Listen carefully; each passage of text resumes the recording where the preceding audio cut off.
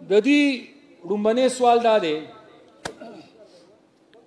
सदर पाकिस्तान के हालिया बयान को आप किस नज़र से देखते हैं और आप इसको मुल्क के लिए कितना नुकसानदेह समझते हैं? सदर मुमलिकत साहब, आप एक साथ दो किश्तियों में सवार होना चाहते हैं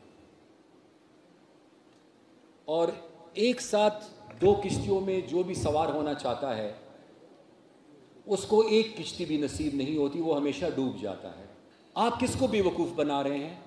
कानून बड़ा वाज़ेह है। ऑफिशियल सीक्रेट एक्ट और आर्मी एक्ट में कुछ तरामीम की गई।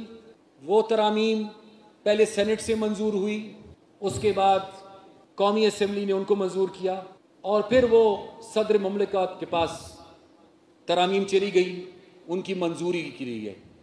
अब पहली बार जब कोई भी कानून सदर के पास असम्बली से पास होकर जाता है तो सदर साहब दो काम कर सकते हैं, या दस्तखत करके उस पर वो मंजूरी दे देते हैं, या जो उनको एतराज़ होता है उस पर अपने एतराज़ात को वो नोट के साथ भेज देते हैं कि इस कानून साजी पे मेरा एतराज़ है, ये एतराज़ात है, लिहाजा इसको मैं वापस भिजवा रहा हूँ। अब यहाँ पर सदर साहब ना दस्तखत करते हैं और ना उस पर अपना एतराज़ रिकॉर्ड करते हैं और जानबूझकर 10 दिन तक उसको रोके रखते हैं ताकि वो दोनों किश्तियों में सवारी कर सके। और 10 दिन बाद जब वो कानून बन जाता है और कानून बनने के बाद उस पर अमल दरामद शुरू हो जाता है तो फिर सदर साहब को ये याद आता है कि उनसे तो बहुत बड़ी गलती हो गई है। सदर से दा से कार कड़े देओस दे समरी के अगर न बांग वेले दे ओने आ गया छोड़े किस्म पे पसादा टको के पोए पर सदर साहब रियासत को भी नाराज नहीं करना चाहते और इमरान को भी नाराज नहीं करना चाहते। सदर साहब, अब आपको इमरान और रियासत में से एक का फैसला करना होगा।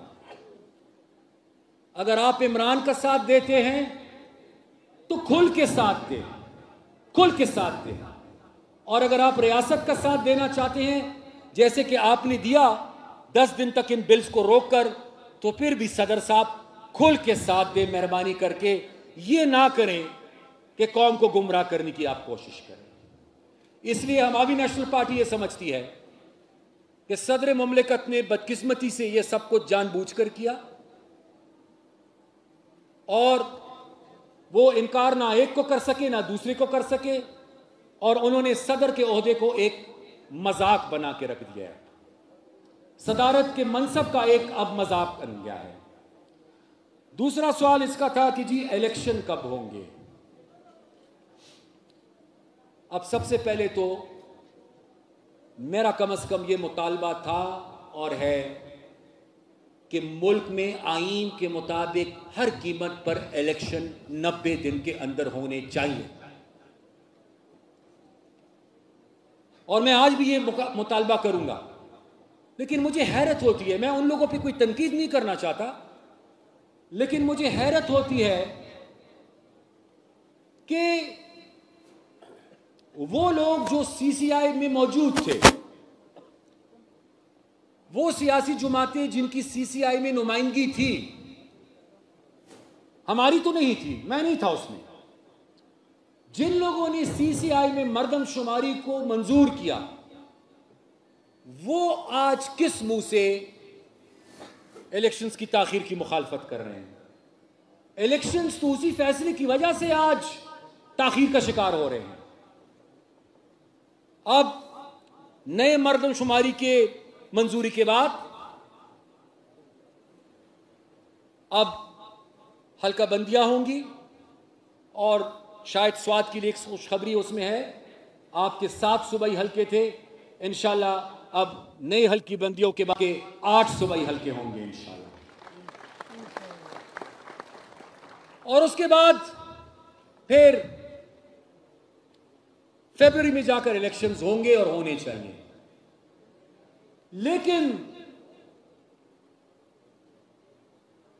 الیکشنز کی اہمیت سے انکار نہیں کیا جا سکتا اور نہ ہی میں ان کی اہمیت سے انکار کر رہا ہوں، لیکن آج سوات میں کھڑے ہو کر کم از کم یہ میں ضرور کہنا چاہوں گا کہ الیکشنز کے لیے آیا اس وقت ہمارے پاس سازگار ماحول دستیاب ہے؟ میں یہ پوچھنا چاہوں گا کہ میرے کارکن، میرے عہدیدار، میرے امیدوار ایک آزادانہ اور پرامن ماحول میں الیکشن لڑ سکیں گے؟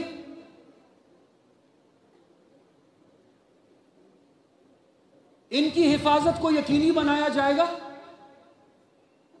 مجھے کوئی امن کی یقین دہانی کرائے گا؟ مجھے الیکشنز چاہیے، وقت پہ چاہیے، آئین کے مطابق چاہیے، لیکن اگر الیکشنز کے نتیجے میں میرے پختونوں کا خون بہتا ہے تو میں اپنے پختونوں کا مزید خون بہانے کے لیے تیار نہیں ہوں، مجھے پہلے امن چاہیے۔ دوسری بات، پختونخوا کے ساتھ جو وعدے کیے گئے تھے 18ویں ترمیم کے نتیجے میں، آخری NFC ایوارڈ کے نتیجے میں،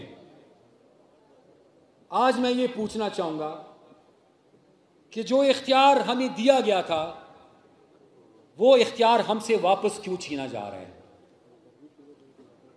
جو وسائل ہمارے ہیں وہ وسائل ہمیں کیوں نہیں دیے جا رہے؟ جو گیس، قدرتی گیس پختونخوا کی ہے وہ قدرتی گیس پختونخوا کو کیوں نہیں دی جا رہی؟ اور جو بجلی میری ہے وہ بجلی میرے صوبے کو کیوں نہیں دی جا رہی؟ آج بہت سارے ہمارے خدشات ہیں، ان خدشات کو دور کرنا ہوگا، ان خطرات کو دور کرنا ہوگا، اور اس کے ساتھ ساتھ بر وقت انتخابات کو یقینی بنانا ہوگا۔ آخری سوال ان کا تھا، بڑا خطرناک سوال ہے بھائی، یہ تو اس کو خود بھی نہیں پتا، مجھے کیا پتا ہے۔ یہ کہہ رہی جی کہ عمران خان کا مستقبل کیا ہے؟ اب میں آپ کو بھائی کیا بتاؤں،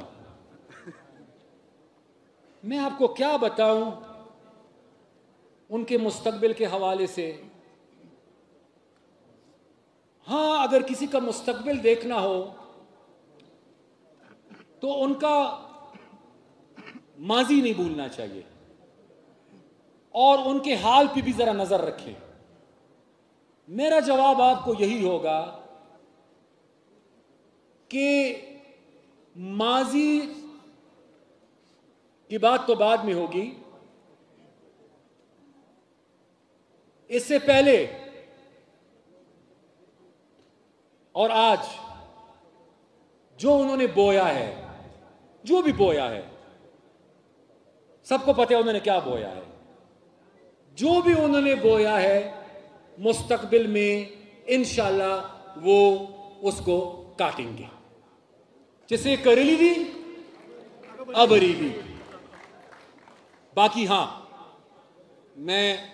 مجھ سے پہلے بھی یہ سوال ہوا تھا کہ جی کیا آپ اس کے حق میں ہیں کہ PTI پر پابندی لگائی جائے؟ کیا اس کے حق میں آپ کہ PTI کو الیکشن سے دور کیا جائے؟ میں باچا خان بابا کا پیروکار ہوں، میرے بزرگوں کے ساتھ جو ہوا، میرے ساتھ جو سلوک ہوا، میں کیوں کر چاہوں گا کہ کسی اور کے ساتھ وہ؟ میرے لاکھ اختلاف صحیح، لیکن کسی بھی سیاسی جماعت پر پابندی کے حق میں نہیں ہوں۔